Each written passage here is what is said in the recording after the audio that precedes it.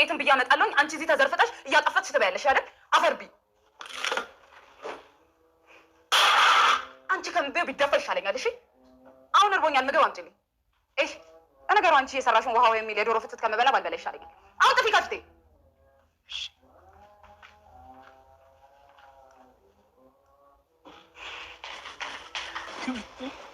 ያለቅሽ ነበር አይደለም? ኃይለኛ ሽንኩርት ከትፌ አቃጥሎኝ እኮ ነው። አትዋሽ። እንደ ጀማሪ ባለሙያ መቼም በሽንኩርት እያለቀስኩ ነው ትይማር። እሱን ተውና ለምንድን ነው ለምሳሌ መጣው ይተፍተ ነው? አንዳንድ ማድረጋቸው ነገሮች ነበሩ። አሁን ስሚ እሱን ተይውና አየሩ በጣም ደስ ይላል። ለምን ወጥተው ካናረግ ደስ ይለኛል። ስለዚህ ወደ ሽፍት ጃኬት ደርቢ አየሩ ቀዝቀዝ ይላል። ካልፈለግሽ ደግሞ ይነሳሻል። ደርቤ እመጣለሁ። እሺ ቶሎ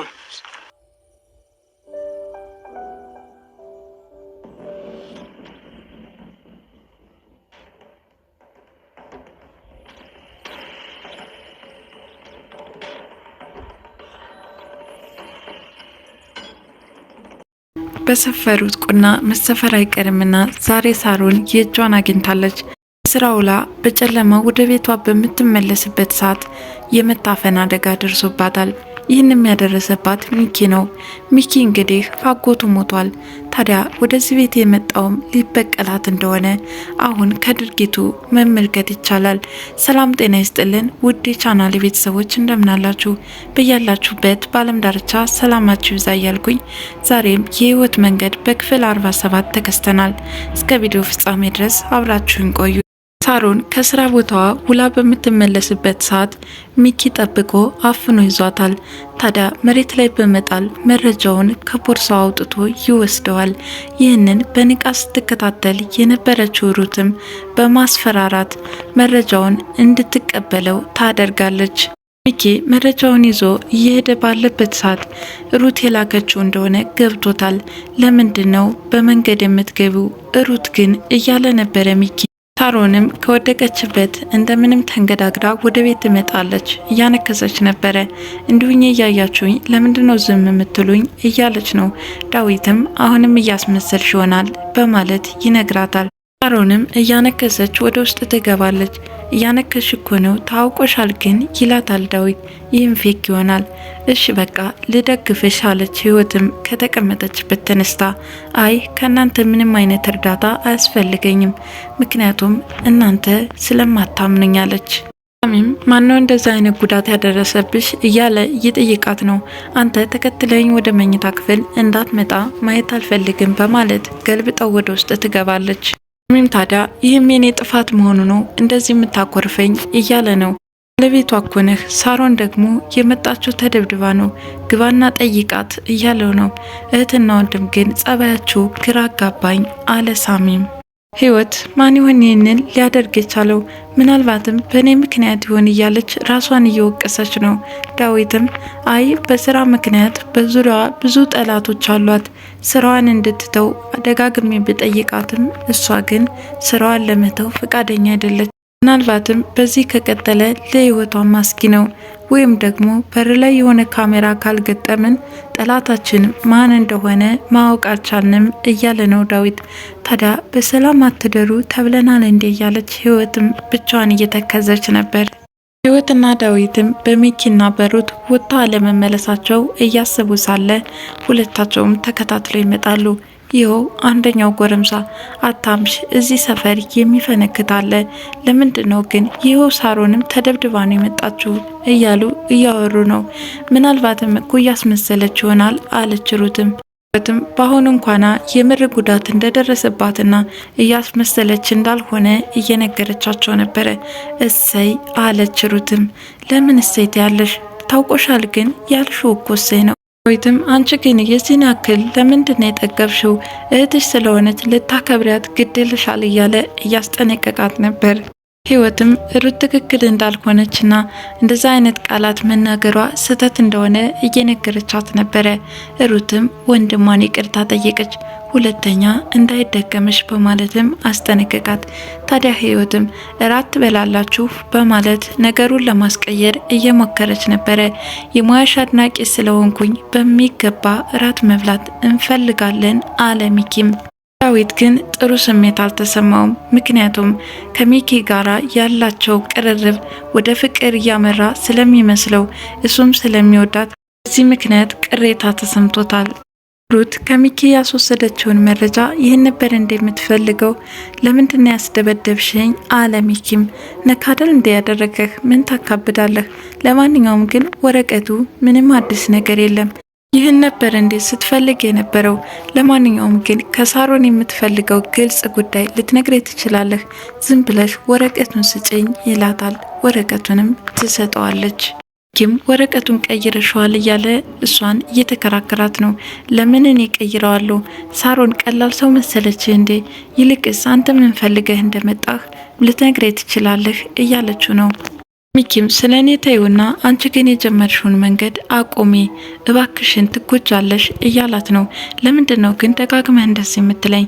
ስለ እኔ ልብህ ይመታል ማለት ነው በማለትም ትጠይቀዋለች። እሱም አሁንም እንደሚወዳትና እንደሚያፈቅራት እየነገራት ነበር። ሩት አሁን ላይ የሱን ፍቅር የምታስተናግድበት ጊዜ ላይ እንዳልሆነችና የገባችበት ዓላማ እንዳይበላሽባት ደጋግማ እያስጠነቀቀችው ነው። ኪም ሌላው ቢቀር ከደብረ ዘይት አዲስ አበባ አንቺን ብዬ እንደምመላለስ ረስተሽውና ዘንግተሽው ነው።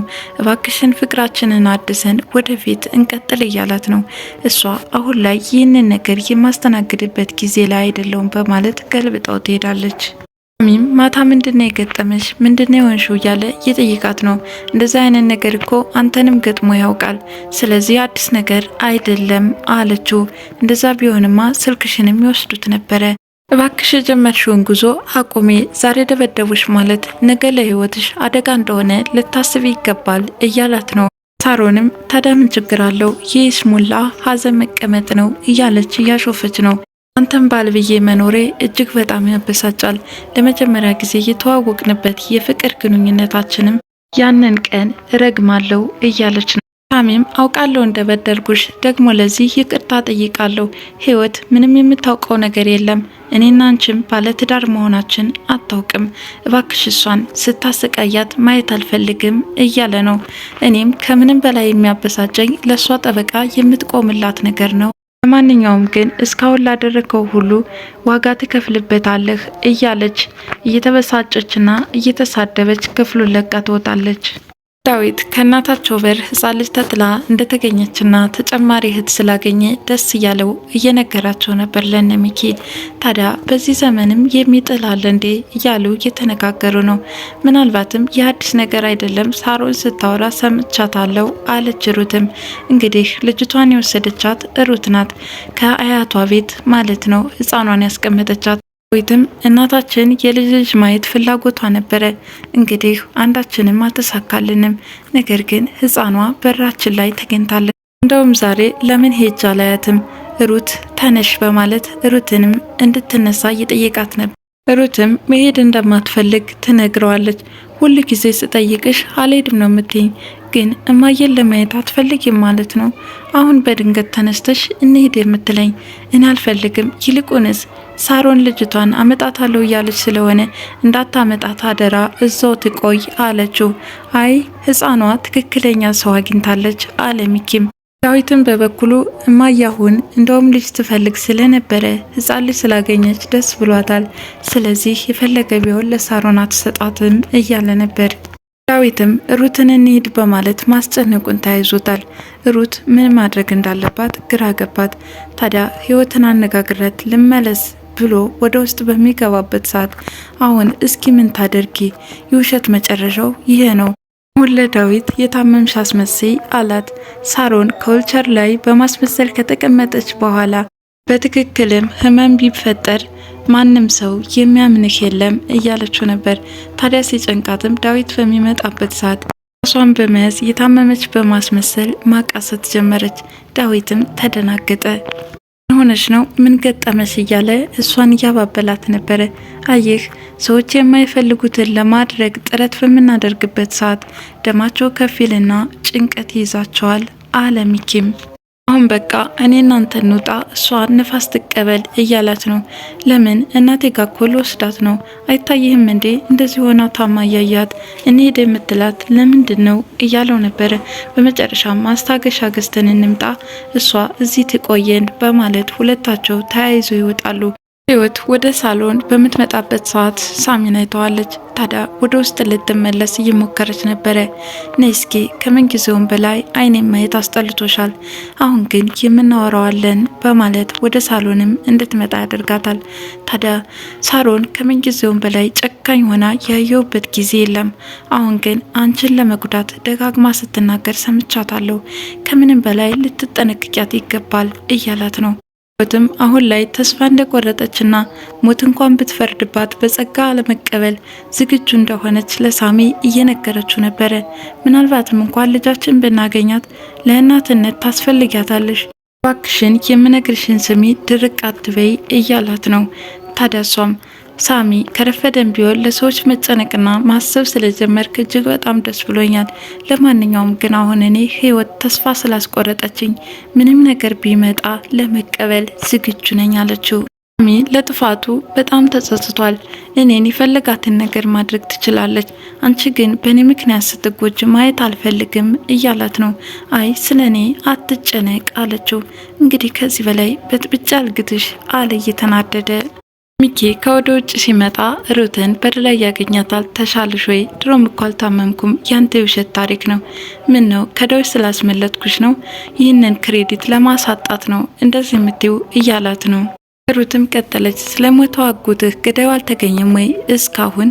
እንዴት ስለሞተው አጎቴ ልታውቂ ቻልሽ? አንተ ብቻ አይደለም የምትሰልለኝ እኔም እሰልልሃለሁ እያለችው ነው። ታዲያ በወሬያቸው መካከል ወይኔ አይጧ ብሎ አስፈራርቷታል። እንግዲህ ከዚህ በፊት በነበራቸው የፍቅር ግንኙነትና መቀራረብ የሩትን ጸባይ ጠንቅቆ ያውቃል። አይጥ በጣም ትፈራለች። በዚህም ምክንያት ተደናግጣ ከሱ ላይ ትጠመጠምበታለች። ሚኪም የሚያፈቅራት ሩትን ስለተጠመጠመችበት ይህ ምቹ አጋጣሚ የፈጠረለት መስሎታል። እየደባበሳት ነበረ። ከዛም ባንተ ቤት ሙድ እያስገቢ ነው በማለት ትወረውረዋለች። ይህ ጠረን ናፍቆኝ ነበር ይላታል። እረ ሚኪ ጭራሽ እኔ እናንተ የፍቅር ግንኙነት እንዳለን ማንም ማወቅ የለበትም እያለች አሁንም እያስጠነቀቀችው ነው። አሁንም አይጥ ትፈሪያለሽ ወይ እያለ እየጠየቃት ነበር። ደነዝ የኔን ጸባይ ታውቀው የለ አለችው። እውነትም ደነዝ ነኝ፣ እዚህ ቤት መገናኘትም አልነበረብንም። አሁንም አንቺን አስባለሁ፣ ቀሽም ነኝ በማለት በንዴት ወደ ውስጥ ይገባል። ሩትም እሺ እኔ ምን ላድርግ ከፍቅሬ ይልቅ ቤተሰቦች የመረጥኩ እያለች ለገባችለት ዓላማ መታመን እንዳለባት ከራሷ ጋር እየተነጋገረች ነበር። ህይወት ምግብ አቅርባ የበላች ባለችበት ሰዓት አጅሬ ሳሮን ትመጣና እኔ ከየትም ደም ተፍቻ እመጣለሁ አንቺ አጣፍጥሽ ትበያለሽ በማለት አንስታ ቆሻሻ ውስጥ ትከተዋለች። እንደውም አንቺ ከምትበይው ቆሻሻ ቢደፋ ይሻላል፣ አሁን እርቦኛል ምግብ አምጭ፣ ለነገሩ አንቺ የሰራሽው የዶሮ ፍትፍት ምኑን ይጣፍጠኛል እያለች ወደ ውስጥ ትገባለች። ህይወትም በረንዳ ላይ ቁጭ ብላ እያለቀሰች ሳለ ዳዊት ከውጭ መጣል። ምን ሆነሽ ነው እያላት ነው። ሽንኩርት ስከትፍ አቃጥሎኝ አይመስለኝም፣ እንደ ጀማሪ ባለሙያ ሽንኩርት ስትከትፊ አይንሽ የሚያለቅስ እንዴት ሊሆን ይችላል እያለ እሱም አላመናትም ነበር። ለማንኛውም ልብስ ቀይሪና ንፋስ ተቀብለን እንምጣ እያላት ነበር ዳዊትም። ሩት ሳሎን በተቀመጠችበት ሳሚ ይመጣና አዲሱ ልጅ ተመቸሽ አይደል እያላት ነው። ደግሞ ምን ማለት ነው? አንተ ምንም አይደለም ሳሮንን ይጣልብህ እያለች ሳለ ሳሮን ወደውኑ ትመጣለች። ምን እያላችሁ ነው? አይ ስላንቺ ደግነትና የዋህነት እየነገረኝ ነበር አለቻት። ሩትም አረ እንደዛ ነው እንዴ? እኔ ደግሞ እኮ ያማችሁ ይመስለኝ። አይ ስላንቺ ምን የሚታማ ነገር አለ? ሳሚም አንቺን በመጥፎ እረ ምን በወጣሽ እያለ ያሾፈ ነበር። በቃ ባልና ሚስት ብቻችሁን ልተዋችሁ እኔ ወደ ውስጥ ልግባ በማለት ተነስታ ትሄዳለች። ሮንም ጭራሽ እህቴ ጋር ማማት ጀመርክ አለችው። እኔ እንደሚታየኝ ቡና የለም፣ ቡና ሲኖር ነው ሀሜት ያለው በማለት ትቷት ይሄዳል። ዳዊትና ህይወትም ተዝናንተው በሚመለሱበት ሰዓት በር ላይ ገዳይ የሚል ወረቀት የተጻፈበት ተንጠልጥሎ ተመልክተውታል። እንግዲህ ይህ ወረቀት ለሳሮን መልእክት መሆኑ ነው። እንግዲህ የዛሬው ቪዲዮ ይህንን ይመስላል። በቀጣይ እስከምንገናኝ ድረስ መልካም ጊዜ ሆነላችሁ እያልኩ ለዛሬ ተሰናበትኳቸው። አመሰግናለሁ።